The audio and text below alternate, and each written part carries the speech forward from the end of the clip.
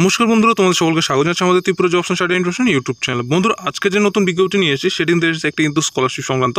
স্কলারশিপটির নাম হচ্ছে NMMSS, ঠিক আছে। তো এই ক্ষেত্রে তোমরা যারা যারা আবেদন করছো তোমাদের জন্য কিন্তু এই নোটিফিকেশনটি কিন্তু অত্যন্ত খুবই গুরুত্বপূর্ণ। তাছাড়া তোমাদের মধ্যে যারা যারা আমাদের চ্যানেল মাত্র নতুন এসেছো তোমাদের কাছে একটি ছোট্ট রিকোয়েস্ট করবে যে আমাদের চ্যানেলটিকে অবশ্যই সাবস্ক্রাইব করে পাশে থাকা বেল আইকনে ক্লিক করে অলে প্রেস করে যাবে এবং ভিডিওটি অবশ্যই কিন্তু তোমাদের বন্ধুবান্ধব কাছে শেয়ার করে দেবে, যাতে এই সমস্ত ভিডিওগুলির মাধ্যমে তোমাদের বন্ধুবান্ধবগুলি আপকামিং যে সমস্ত জব সংক্রান্ত নোটিফিকেশন এবং শিক্ষামূলক যে সমস্ত নোটিফিকেশনগুলি আসছে সেগুলো যাতে তোমাদের বন্ধুবান্ধবগুলো সবার প্রথম পেতে পারে, ঠিক আছে।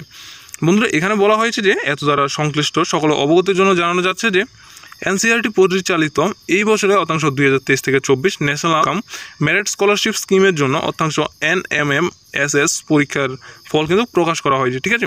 তো এই ক্ষেত্রে তোমাদের যে NMMSS এর যে ফলাফলটি সেটি তোমরা কোথায় দেখতে পারো, ঠিক আছে। তো এর জন্য তারা কিন্তু এখানে বলা হয়েছে যে উক্ত পরীক্ষার বিস্তারিত ফলাফল NCERT অফিসিয়াল নোটিফিকেশন তোমরা কিন্তু অবশ্যই পেয়ে যাবে। তো তোমরা যারা যারা এই স্কলারশিপ ফলাফল দেখতে চাও তোমরা অবশ্যই কিন্তু SCERT যে অফিসিয়াল ওয়েবসাইটটি রয়েছে তোমরা অবশ্যই সেখানে কিন্তু অবশ্যই ভিজিট করতে পারো। ভিজিট করার পর তোমরা অবশ্যই দেখতে পারো, ঠিক আছে। তাছাড়া বলা হয়েছে যে এই পরীক্ষার জেলাভিত্তিক ফলাফল রাজ্যের প্রতিটি জেলার শিক্ষা দপ্তর বা ডিস্ট্রিক্ট এডুকেশন অফিসে পাওয়া যাবে। তাছাড়া তোমাদের মধ্যে যারা যারা SCERT যে অফিসিয়াল ওয়েবসাইটটি সেটির মধ্যে যদি না চাও বা তোমরা যদি না জানো কেউ দেখবে, তোমরা অবশ্যই তোমাদের যে জেলাভিত্তিক অর্থাৎ ডিস্ট্রিক্ট এডুকেশন অফিস যেখানে রয়েছে সেখানেও কিন্তু তোমরা অবশ্যই পেয়ে যাবে, ঠিক আছে। NMMSS কৃতকার্য সকল ছাত্রছাত্রীদের জানানো যাচ্ছে এই স্কলারশিপের টাকা পেতে প্রত্যেককে যে কোনো ব্যাংক নিজস্ব নামে অর্থাংশ তোমাদের মধ্যে যারা যারা এখানে সিলেকশন হয়েছে তোমাদের অবশ্যই কিন্তু তোমরা যদি এই ব্যাংকে যদি টাকা পেতে ইচ্ছুক হয় তোমাদের অবশ্যই কিন্তু এক্ষেত্রে তাদের কিছু কিন্তু ডকুমেন্ট প্রয়োজন রয়েছে, যেমন কি তোমাদের অবশ্যই কিন্তু নিজস্ব একটি সেভিং অ্যাকাউন্ট থাকতে হবে এবং তোমাদের বলা হয়েছে তোমাদের অবশ্যই আধার কার্ডের সঙ্গে কিন্তু সেই অ্যাকাউন্টটি কিন্তু সংযুক্ত থাকতে হবে, ঠিক আছে। এবং বলা হয়েছে তোমাদের অবশ্যই SB account, passbook, birth certificate, PRTC school certificate এবং any age proof certificate, caste certificate এই সমস্ত কিন্তু তোমাদের অবশ্যই ডকুমেন্ট কিন্তু প্রয়োজন রয়েছে।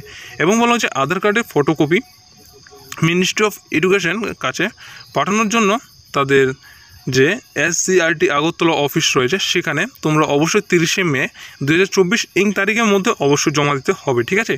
স্কলারশিপের টাকা পাওয়ার জন্য যখন ন্যাশনাল স্কলারশিপ পোর্টাল NSP চালু করবে তখন সেখানে রেজিস্টার করতে হবে। নির্দিষ্ট তারিখের মধ্যে উপযুক্ত নথি জমা না দিলে NSPতে সময়ের মধ্যে রেজিস্ট্রেশন না করলে স্কলারশিপের টাকা কিন্তু ছাত্রছাত্রীর ব্যাঙ্ক অ্যাকাউন্টে ঢুকবে না, ঠিক আছে।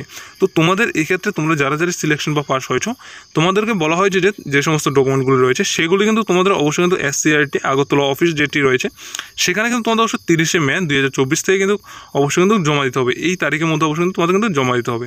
তো আশা করি তোমরা যে স্কলারশিপটির ব্যাপারে আলোচনা করছি সেটি হচ্ছে তোমাদের ন্যাশনাল মেরিট স্কলারশিপ স্কিম, ঠিক আছে, অর্থাংশ NMMSS। এই স্কলারশিপের মধ্যে তোমরা যারা যারা আবেদন করছো তোমরা আশা করি এতটুকু বুঝতে পেরেছো।